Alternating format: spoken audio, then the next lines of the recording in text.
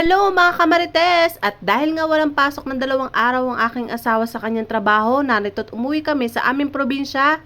Umuwi nga kami sa lugar nila sa Maribeles, Bataan upang makaligo kami sa dagat. At dahil matagal-tagal na rin kaming hindi nakakaligo sa dagat, kaya naman naisipan ng aking asawa na maligo daw kami doon sa kanila.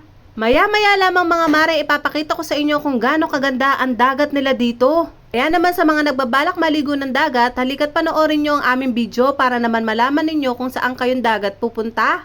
Ang pangalan pala nito ay Sitio Marina Beach, Alas Asin, Maribeles, Bataan. Libre nga palang pumunta dito mga marikoy. Kaya naman maaga pa lang ay kumilos na kami at nag-asikaso para pumunta na nga rito. At eto na nga, naglalakad na kami papunta sa beach. Sinama nga namin ang mga batang pamangkin ng aking mister para naman makaligo rin sila sa dagat. Tagal-tagal na nga rin ako mga marikoy hindi nakakaligo sa ganitong kagandang beach, kaya naman lalo ako nasabik sa ganda nito. Ganitong lugar nga ang hindi mo pwedeng lampasan o puntahan para naman maranasan mo ang ganda ng lugar nito. Tingnan nyo nga mga marikoy kung gaano kaganda ang buhangin nila dito.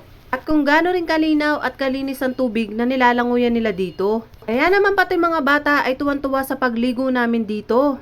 Alam nyo ba mga marikoy, ito ang isa sa mga ginugol ko, ang mapuntahan namin na magagandang tanawin at lugar na kagaya nito. Gusto mo nga maranasan na panandalian na kasiyahan ay dito lang mo matatagpuan sa beach na kagaya na ganito.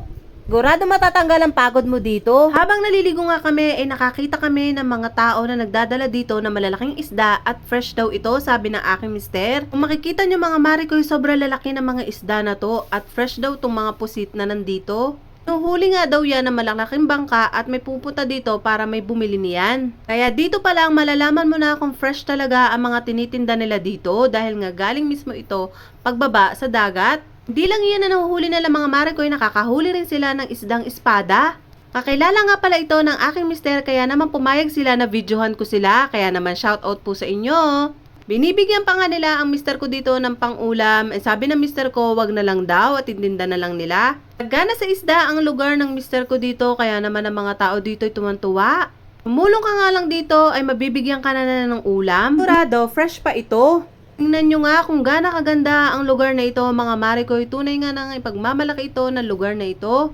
Milyonaryo nga lang tayo dito, ay nakabili na tayo ng lugar dito. Joke lang po. Naliligo nga kami dito, ay bumili ang aking mister dito sa dumating na bangka, maliliit na isda. Gusto niya daw itong paksiwin. Kaya naman kung magbabala kayo maggala at gusto niyo libre, pumunta na kayo dito sa lugar nila. Malapit nga pala ito sa Corregidor Island. Sana mga marikoy ay natuwa at nasyahan at nagandahan kayo sa pinuntahan namin. Kaya salamat sa panonood!